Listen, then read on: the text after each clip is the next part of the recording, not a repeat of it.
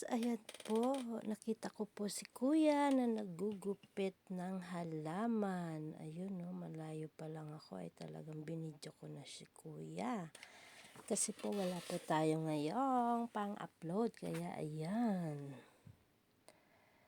Ayan, patawid na po kami dyan. Hintay lang dahil yung stoplight ay hindi pa nag-stop. At ayan nga po guys, napatawid na tayo. Tinignan natin yung ginupitan ni kuya. Ayan, ang galing no.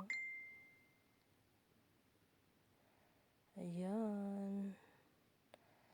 Ang galing. Mas maganda po pala yan no, pag yan yung ginamit. Kasi pantay-pantay, ayan no.